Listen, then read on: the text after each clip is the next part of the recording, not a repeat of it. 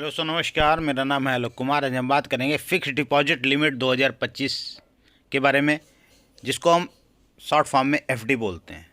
आपके पास कोई पैसा रखा हुआ है, आप उसको घर में नहीं रख सकते, क्योंकि पहले क्या होता था, हम लोग घर में पैसा रखते थे तो लोग चोरी कर ले जाते थे या डाका डाल दिया करते थे। इसके बाद बैंकों का निर्माण हुआ और धीरे धीरे सभी लोगों को बैंकों की जानकारी दी गई और बैंकों में लोग पैसा रखना शुरू कर दिए।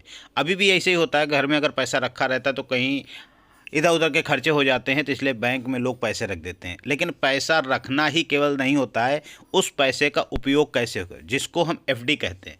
अगर हम किसी बैंक में अपने पैसे को रख देते हैं और उसको एक समय सीमा के अंतर्गत रखा जाता है तो हमें उस पर कुछ ब्याज देती है।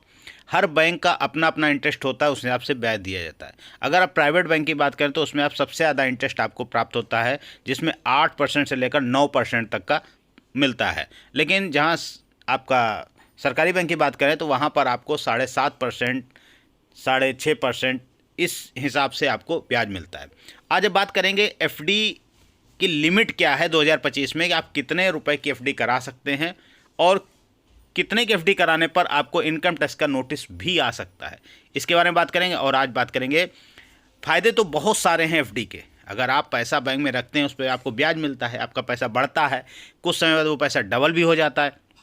लेकिन ये भी देखना है इन एफडी के पैसे को रखने के आपके नुकसान क्या क्या हो सकते हैं, ये भी आज बात करेंगे।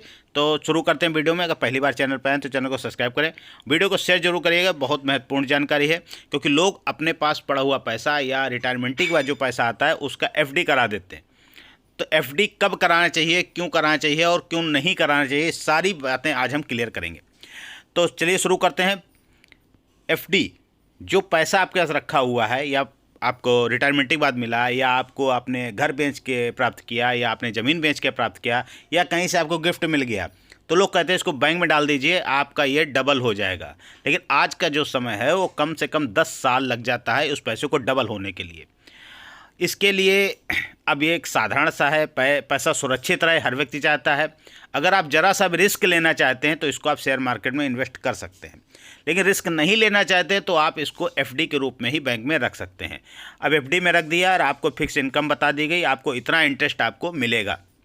आप समय पूरा होने पर आप ब्याज सहित वो पैसा प्राप्त कर सकते हैं। इसको पैसा जब प्राप्त कर लेते हैं उसके बाद फिर से आप वो पैसा इन्वेस्ट कर देते हैं, उसी में एफडी में डाल देते हैं।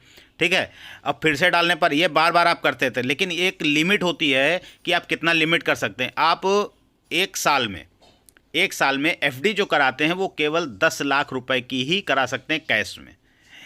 वैसे आप इसकी कोई लिमिट नहीं है, चाहे जितना भी करा लीजिए। लेकिन अगर 10 लाख से ज़्यादा का कैश एफडी कराने जाते हैं, करा देते हैं, तो आपको इनकम टैक्स का नोटिस आ जाता है। इसमें नोटिस में कुछ बहुत बड़ा दिक्कत नहीं होता है, बस केवल आपको बताना पड़ता है कि आप ये पैसा लाए कहाँ से। यदि आपने खेत बेचा है, घर बेचा है, तो उसके पास आपके पास सारे दस्तावेज होंगे, आप बता सकते हैं इस प्रकार से लाए थे। लेकिन इस प्रकार से अगर आप कैश जमा करते हैं तो आपको उसका आईटीआर भी फाइल करना चाहिए। यदि आप आईटीआर फाइल नहीं करते हैं तो आपको नोटिस आ जाएगा और वहाँ आपको बताना पड़ेगा और उसका आपको टैक्स जमा करना पड़ेगा। ये एक बहुत महत्वपूर्ण बात है कि आप टैक्स भी जमा नहीं कर रहे हैं और आप एफडी के लिए पैसा जमा कर रहे हैं, तो सरकार आपको एफडी पर, यानी कि आपका साल में 40,000 रुपये का ब्याज मिलता है, तो सरकार उस पर आपका कोई भी टीडीएस नहीं काटती। लेकिन अगर 40,000 से एक भी रुपये ज़्यादा होता है तो सरकार उसके ऊपर टीडीएस काटना शुरू कर देती है। तो आप याद रखिएगा, आपको चाहे एक एफडी कराइए, चाहे 10 एफडी कराइए, चाहे 10 बैंक में कराइए, उसमें आपका कोई पैसा नहीं कटेगा। लेकिन लिमिट आपकी वही है कि आपका टोटल जो इंटरेस्ट है वो 40,000 से ऊपर नहीं होना चाहिए। अब बात कर लेते हैं कि नुकसान क्या क्या हो सकते हैं। एक तो आप जब एफडी कराने जाते हैं तो आपका जो पैसा होता है एक फिक्स जमा हो जाता है और उस पैसे में एक लिमिटेड बढ़ोतरी होती है, जो को इंटरेस्ट बोलते हैं। दूसरी बात ये होती है, कभी कभी ऐसा होता है, अभी आप देख ही रहे हैं, हाल में 2-4 साल के अंदर बहुत सारी बैंक बंद हो गए।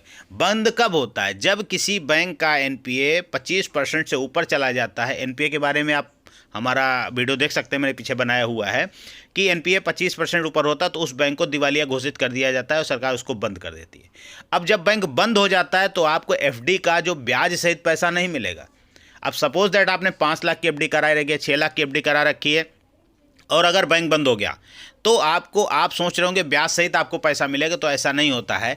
ऐसी स्थिति में केवल और केवल आपको 5 लाख रुपए ही मिलेगा, चाहे आपका जो भी पैसा वहां पर जमा हो मैक्सिमम। तो ये कुछ नुकसान और फायदे हैं, इसको देख करके आप एफडी कराइए अपना बैंक में जो भी पैसा जमा करना है। और अगर आप ज़्यादा इंटरेस्ट पाना चाहते हैं तो थोड़ा सा रिस्क लेके आप शेयर मार्केट में भी इसको इन्वेस्ट कर सकते हैं, या किसी प्रॉपर्टी में इस पैसों को इन्वेस्ट कर सकते हैं जिसमें आपको अच्छा रिटर्न मिल सकता है। तो आज के वीडियो आपको कैसा लगा कमेंट्स में ज़रूर बताइए। चैनल पर पहली बार आए तो सब्सक्राइब करिए और वीडियो को शेयर जरूर करिए। जय हिंद, जय